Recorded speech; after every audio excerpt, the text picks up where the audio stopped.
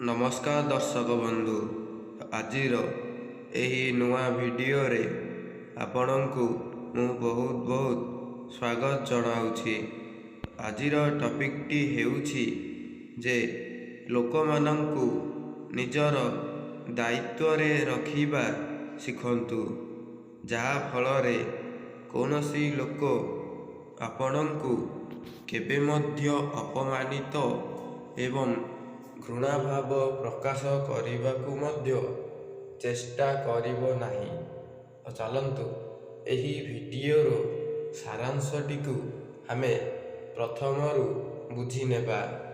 ଆଉ ମୋର ଆପଣଙ୍କୁ ଏହି ଭିଡ଼ିଓରେ ଗୋଟିଏ ଅନୁରୋଧ ଯେ ଭିଡ଼ିଓଟିକୁ ଫାଷ୍ଟରୁ ଲାଷ୍ଟ ଯାଏଁ ନିଶ୍ଚୟ ଦେଖନ୍ତୁ।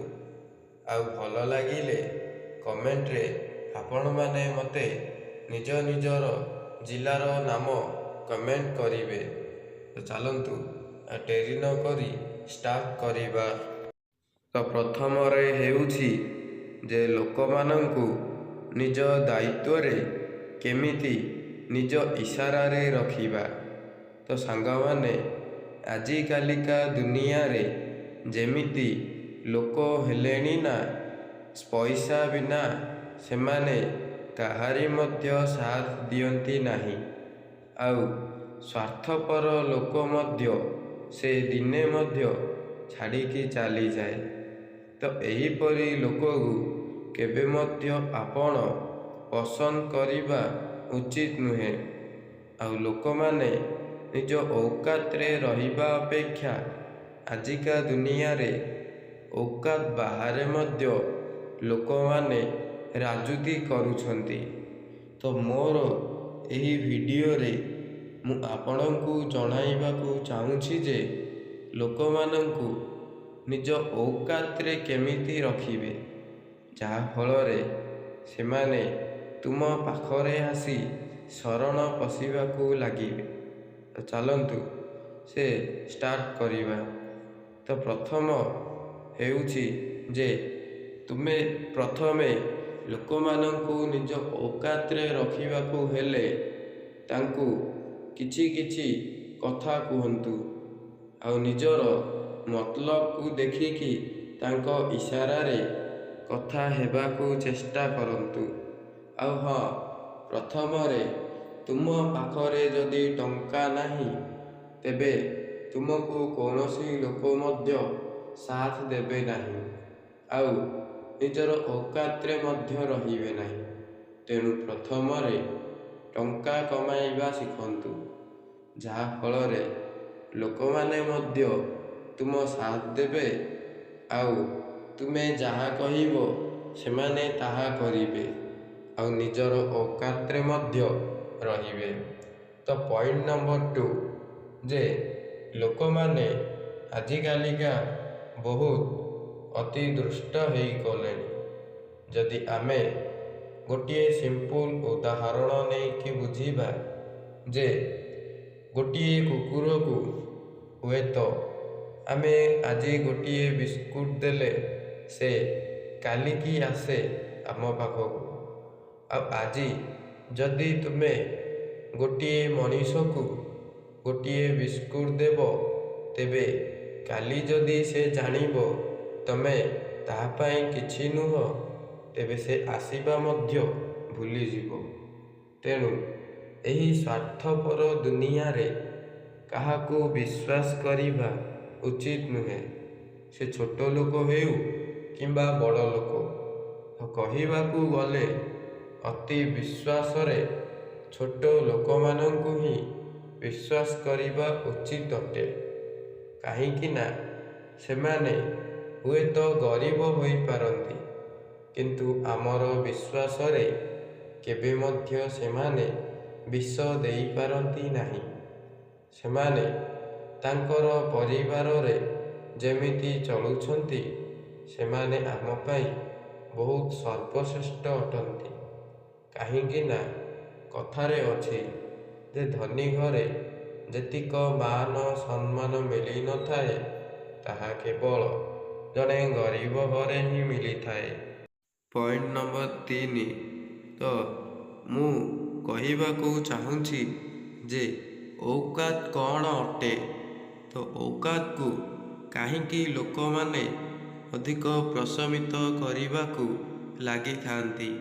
ତ ସାଙ୍ଗମାନେ, ଔକାତ ହେଉଛି ଆମ ହାତରେ ଥିବା ଏକ ରେଖା ଭଳି, ଯାହାକି ସେହି ରେଖା ଯଦି ଜଣେ ମନୁଷ୍ୟ ପାଖରେ ଅଛି, ତେବେ ତା ପାଖକୁ କୌଣସି ମନୁଷ୍ୟ ଆସିବାକୁ ମଧ୍ୟ ଡରିବ।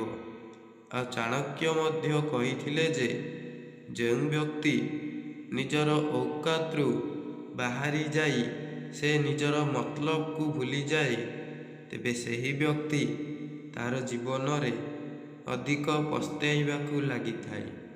ତେଣୁ ସେ ଛୋଟ ହେଉ କିମ୍ବା ବଡ଼ ହେଉ, ବା ସେ ଧନୀ ହେଉ କିମ୍ବା ଗରିବ ହେଉ, ସମାନେ ବା ସମସ୍ତେ ନିଜ ନିଜର ଔକାତରେ ରହିବା ଶିଖନ୍ତୁ।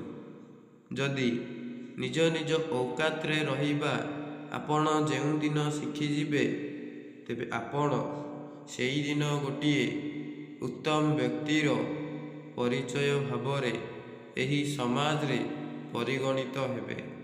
ଆଉ ଏହି ସମାଜ ମଧ୍ୟ ତୁମକୁ ସାରା ଲୋକମାନଙ୍କ ମଧ୍ୟରେ ମୁଣ୍ଡ ନୁଆଁଇବ ଆଉ ବହୁ ସମ୍ମାନ ମଧ୍ୟ ଦେବ। ତେଣୁ ପ୍ରଥମରେ ଚେଷ୍ଟା କରନ୍ତୁ ଯେ ମୁଁ ନିଜକୁ ନିଜେ କେମିତି ବଦଳେଇବି ଆଉ ଢେର ସାରା ପଇସା ମଧ୍ୟ ଇନକମ୍ କରିବି। ସାଙ୍ଗମାନେ, ଏହି ଦୁନିଆଟା ବହୁତ ବଡ଼ ଅଜବ ଦୁନିଆ ଅଟେ। ଯଦି ତୁମ ପାଖରେ ଖଣ୍ଡିଏ କାଗଜ ନୋଟ ନାହିଁ, ତେବେ ତୁମକୁ କେହି ମଧ୍ୟ ପଚାରିବେ ନାହିଁ। ତେଣୁ ପ୍ରଥମରେ ନିଜର ଔକାତକୁ ବାହାରକୁ ଯିବାକୁ ଦିଅନ୍ତୁ ନାହିଁ। ଦ୍ୱିତୀୟରେ କିଭଳି ଭାବରେ ଟଙ୍କା ଇନକମ୍ କରିପାରିବେ ସେ ଉପରେ ଧ୍ୟାନ ଦିଅନ୍ତୁ। ତ ତାଠୁ ବେଶୀ ଜରୁରୀ ହେଉଛି ଯେ ଗୋଟିଏ ଲୋକକୁ ନିଜର ଔକାତରେ କେମିତି ରଖିବା। ତ ସେହି ଔକାତ ଯଦି ଆମେ ତାଠୁ ବାହାରିକି ଚାଲିଯିବା, ତେବେ ଜଣେ ମନୁଷ୍ୟ ମଧ୍ୟ ଖରାପ ହୋଇଯିବ। ତେଣୁ କେବେ ମଧ୍ୟ ଏହା କରିବାକୁ ଚେଷ୍ଟା କରନ୍ତୁ ନାହିଁ। ଆଜିକାଲିକା ପ୍ରାୟତଃ ଲୋକମାନେ ଏହା କରିବାକୁ ବେଶୀ ଭଲ ପାଆନ୍ତି। ତେଣୁ ମୁଁ ଆପଣଙ୍କୁ ଏହି ଭିଡ଼ିଓରେ ଅନୁରୋଧ କରୁଛି ଯେ ଯେବେ ମଧ୍ୟ ଆପଣ ଏକ ସଚ୍ଚା ଯୁବକ ଭାବରେ କେତେବେଳେ ପରିଗଣିତ ହେବେ, ଯେତେବେଳେ ତୁମେ ତୁମର ଔକାତକୁ ନିଜ ପାଖରେ ରଖିବ। ଆଉ ଗୋଟେ କଥା ସାଙ୍ଗମାନେ, ଯେ ନିଜ ପାଖରେ ନିଜର ଔକାତ ଅଛି ବୋଲି କାହାକୁ ଦେଖେଇ ହେଇ କହିବା ଆମର ଉଦ୍ଦେଶ୍ୟ ନୁହେଁ। ଏହା କଲେ ଆମ ପାଖରେ ଥିବା ସେହି ଔକାତ ମଧ୍ୟ କେତେବେଳେ ଆମର ସାଥ ଛାଡ଼ିକି ଚାଲିଯିବ, ତାହା ଆମେ କେବେ ବି କହିପାରିବା ନାହିଁ। ଆଉ ଭଗବାନ ମଧ୍ୟ ଆମର ସାଥ ଦେବେ ନାହିଁ। କଥାରେ ଅଛି, ଭଗବାନ କେବଳ ସେହି ବାଟରେ ହିଁ ଯାଆନ୍ତି ଯେଉଁ ବାଟରେ ସତ୍ୟ ଏବଂ ନିଷ୍ଠାର ସହିତ କାର୍ଯ୍ୟ କରାଯାଏ। ଭଗବାନ ସେହି ବାଟରେ କେବେ ମଧ୍ୟ ଯାଆନ୍ତି ନାହିଁ, ଯେଉଁ ବାଟରେ କେବଳ ମିଥ୍ୟାର ହିଁ ପ୍ରଚାର ଚାଲିଥାଏ। ତେଣୁ ଆପଣ ସବୁବେଳେ ଚେଷ୍ଟା କରନ୍ତୁ ଯେ ସତ୍ୟ ଏବଂ ନ୍ୟାୟରେ ଯିବା ପାଇଁ। ସତ୍ୟ ନ୍ୟାୟରେ ଗଲେ ଆପଣଙ୍କୁ କେହି ମଧ୍ୟ ସାଥ ଦେବେ ନାହିଁ। ସେଥିପାଇଁ କେହି ସାଥ ନଦେଲେ ମଧ୍ୟ ଭଗବାନ ତୁମର ସାଥ ଦିଅନ୍ତି। ଆଉ ଭଗବାନ ହିଁ ଏହି ଜଗତର ସୃଷ୍ଟିକର୍ତ୍ତା ଅଟନ୍ତି। ତେଣୁ ତୁମେ ସବୁବେଳେ ନିଜର ଔକାତକୁ ପାଖରେ ରଖିକି କାହାକୁ କୁହନ୍ତୁ ନାହିଁ। ଯାହାଫଳରେ ଜଣେ ବ୍ୟକ୍ତି ନିଜର ଔକାତକୁ ଯଦି ଆଉ ଜଣକୁ କହିଦିଏ, ତେବେ ସେହି ବ୍ୟକ୍ତି ତାର ଜୀବନରେ କେବେ ମଧ୍ୟ ଉନ୍ନତି କରିପାରେ ନାହିଁ। ତ ଏହାର ଉଦାହରଣ ସ୍ୱରୂପ ହେଉଛି, ତ ଗୋଟିଏ ବ୍ୟକ୍ତି ମନେକର ଆଉ ଗୋଟିଏ ବ୍ୟକ୍ତିକୁ କିଛି ଟଙ୍କା ଧାର କରଜ ନେଲା, ତ ସେ ଯଦି ନ ଫେରାଇବ ତେବେ ଦେଇଥିବା ଲୋକଟିର କଥା ମଧ୍ୟ ଅସମର୍ଥ ହୋଇଯିବ। ତେଣୁ ସେହିପରି ଏହି ଔକାତ ମଧ୍ୟ ଏକ ସେହି ବିଶେଷର ଅଙ୍ଗ ଅଟେ। ତେଣୁ ଆପଣ ସବୁବେଳେ ଚେଷ୍ଟା କରନ୍ତୁ ଯେ ନିଜ ଔକାତରେ କେମିତି ନିଜକୁ ବନ୍ଧନମୁକ୍ତ କରିବି, ଆଉ ଏହି ଦୁନିଆ ଆଗରେ ମୁଁ କେମିତି ନିଜକୁ ଏକ ଶକ୍ତିଶାଳୀ ଭାବରେ ବିବେଚନା କରିବି। ତ ଆପଣ ଯଦି ଶକ୍ତିଶାଳୀ ହେଇଯିବେ, ତେବେ ଏହି ଦୁନିଆରେ ଏପରି କୌଣସି ଲୋକ ନାହିଁ ଯେ ତୁମକୁ ଅଟକାଇ ପାରିବ।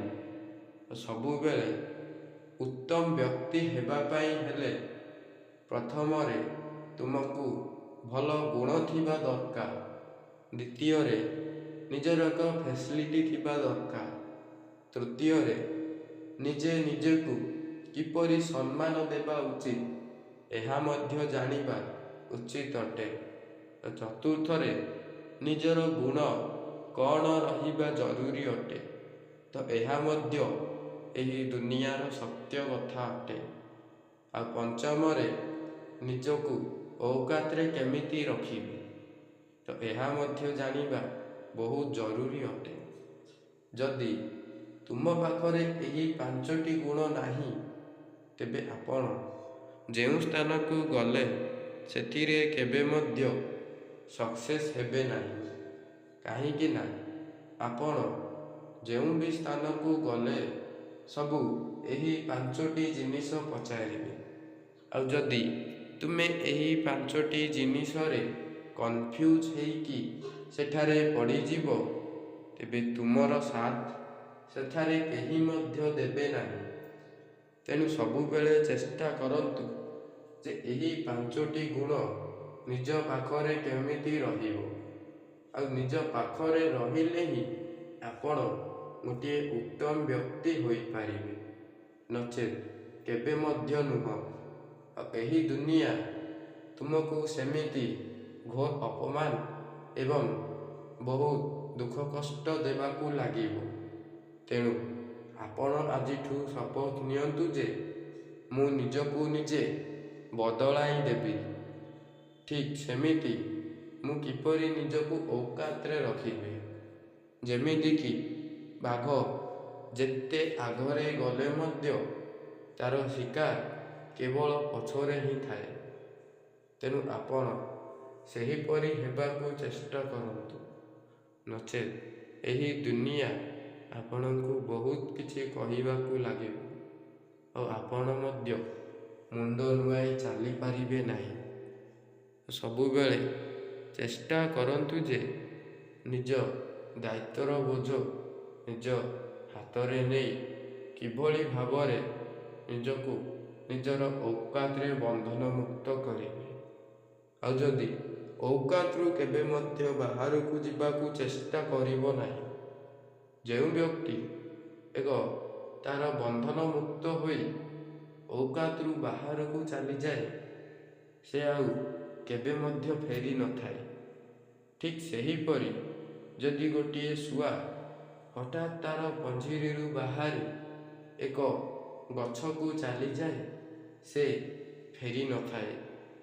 ଠିକ୍ ସେହିପରି ତୁମେ ମଧ୍ୟ କେବେ ସେହିପରି ହେବାକୁ ଚେଷ୍ଟା କର ନାହିଁ, ଯାହାଫଳରେ ଆପଣଙ୍କୁ ବହୁତ ନିନ୍ଦା କରିବାକୁ ଲାଗିବ। ଆଉ ଯଦି ତୁମେ ଏହି ଦୁନିଆରେ କିଛି କରିବାକୁ ଚାହୁଁଛ ନା, ତେବେ ମୁଁ କହିଥିବା ଏହି 5ଟି ଗୁଣ ଆପଣଙ୍କ ପାଖରେ ରହିବା ନିହାତି ଜରୁରୀ। ନଚେତ୍ ଆପଣଙ୍କୁ କେହି ସାଥ ଦେବା ଅପେକ୍ଷା ତ ଦୂରର କଥା, କେହି ମଧ୍ୟ ପଚାରିବେ ନାହିଁ। ତେଣୁ ଆଜିର ଭିଡ଼ିଓଟିକୁ ମୁଁ ଏଇଠି ଷ୍ଟପ୍ କରୁଛି। ପୁଣି ଦେଖା ହେବା ଆଉ ଗୋଟିଏ ନ୍ୟୁ ଭିଡ଼ିଓରେ। ତ ଏହି ଭିଡ଼ିଓରେ ମୋର ଆପଣଙ୍କୁ ବାସ୍ ଗୋଟିଏ ରିକ୍ୱେଷ୍ଟ, ଯଦି ଭିଡ଼ିଓଟି ଆପଣଙ୍କୁ ବହୁତ ଭଲ ଲାଗିଲା, ତେବେ ନିଶ୍ଚିତ ଭାବରେ ମୋର ଏହି ଚ୍ୟାନେଲ ସମ୍ବିତ ମୋଟିଭେସନାଲ୍ ଲାଇଫ୍କୁ ଗୋଟିଏ ସବସ୍କ୍ରାଇବ୍ କରି ବେଲ୍ ଆଇକନ୍କୁ ଅନ୍ କରିକି ରଖିଥିବେ, ଯାହାଫଳରେ ମୁଁ ଭିଡ଼ିଓ ଛାଡ଼ିବା ମାତ୍ରେ ଆପଣଙ୍କ ପାଖକୁ ନୋଟିଫିକେସନ୍ ଜରିଆରେ ସର୍ବପ୍ରଥମେ ପହଞ୍ଚି ପାରିବ। ତ ରହୁଛି, ଜୟ ଜଗନ୍ନାଥ।